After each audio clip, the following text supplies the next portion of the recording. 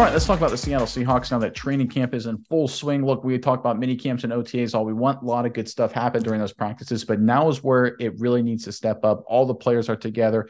This is where we're going to see who the Seattle Seahawks are going to be for the 2023 campaign. And there's one guy in particular that's already early in his Seahawks career making a very strong impression. Yeah, Nick, I think the Seattle Seahawks are looking really great.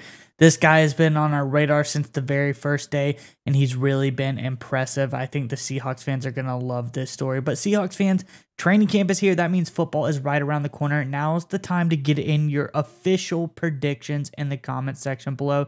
These are forever, so make sure you think about it. We're going to hold you to these. What do you think the official record for the Seahawks is this season? Let us know in the comment section below what the record for the Seahawks will be this season. But Nick, let's get on into it. What do you got for the Seattle Seahawks? Yeah, Miles, there's a lot of great news in Seattle. But first, before we get into that, I just want to say everyone that's watched our channel, any new viewers, any existing viewers, we've come a long way in just a short period of time. Big announcements coming up. We're actually shifting away from a lot of this news daily content into more focused, nuanced, high production stuff. So stay tuned for that. We really appreciate all you guys listening, whether first time or you've listened to or watched a bunch of our videos. We're moving into newer and exciting realms, and it's strictly because of you guys who watch it. We really appreciate it, and stay tuned. But enough about that. Miles, let's go ahead and throw up the report. This is from Rotoballer. Seattle Seahawks first-round rookie wide receiver Jackson Smith-Njigba, who was taken 20th overall in this year's draft, was mostly a spectator in spring practices as he learned from afar. He missed all but 2.5 games last season at Ohio State due to a hamstring injury, and the Seahawks didn't want to rush him into the fold. Smith-Njigba was full go for minicamp in June and showed his smooth, precise route running, and the young wideout is already impressing in training camp. Here's the most important part. He's so impressive, quarterback Geno Smith said. Very smooth route runner, natural hands. Also, the game is not too big for him. You can see he's got that self-confidence you look for.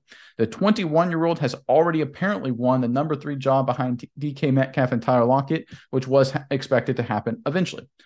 All right, Miles, when I look at the Seattle Seahawks, their entire roster construction is predicated on Geno Smith being a steal, right? We talk about him being a veteran. They didn't draft a rookie quarterback. They drafted pretty much everywhere else, whether it's DB, offensive line, wide receiver, Jackson Smith-Njigba.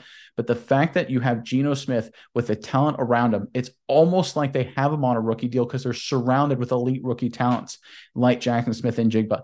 Their whole strategy, the way they were going to win and be a top-flight contender was instead of having a rookie quarterback and quality veterans, they'd have a quality veteran on a relatively cheap contract surrounded by a lot of rookie playmakers. In order for that strategy to work, you need to have those rookie playmakers step up and make strong impacts early. The fact that Smith-Njigba is already doing that and it's noticed by everybody, especially Geno Smith, is a great sign for the Seattle Seahawks, Miles.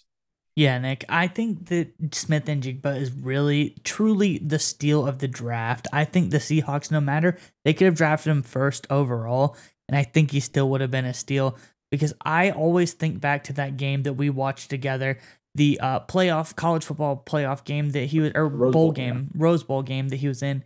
He went off for like 1,000,000 yards and 33 touchdowns in one game. He carried the entire team on his back, and I love to see a wide receiver that can truly just put the whole team on his back. He took Ohio State and like really ran that offense that entire game. And it's really the first time I keyed in on this guy, and it was extremely impressive. And that performance alone just shows me, even if he has a fraction of that success in the NFL, he's going to be a true game changer. And we see his teammates around him, Lockett and Metcalf, are two of the best. Been doing it for a long, long time. They're very talented wide receivers for him to learn from. So I love this. You think of like maybe the Jets, a team that has the other Ohio State wide receiver, Garrett Wilson.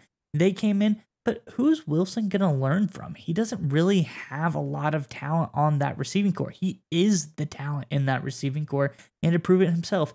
When Njigba comes in, he's got Metcalf and Lockett by his side. I think this is really going to help. It's almost like a quarterback sitting behind, an older veteran. This guy's going to be playing beside 2 savvy veterans and learning so much. I think this guy is going to be dominant for years to come.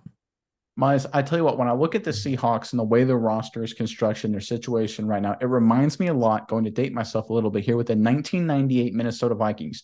They had a veteran quarterback in Randall Cunningham. They had already a quality starting wide receiver, future Hall of Famer Chris Carter. They drafted Randy Moss, who fell in the draft in the 1998 draft. Randy Moss in 1998 didn't have to be the number one guy, got to learn from Chris Carter, got to work with the veteran quarterback, and he went on to have a monster season. The Minnesota Vikings, I believe, went on to go 15-1, made it to the NFC Championship game.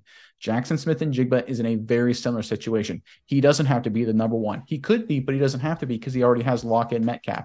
He's got a veteran quarterback. He's got a veteran team that was a playoff team last year. This team, and specifically Smith-Njigba, are going to explode in 2023. They're a very real threat, not just for the San Francisco 49ers and the NFC West, but for the entire NFC.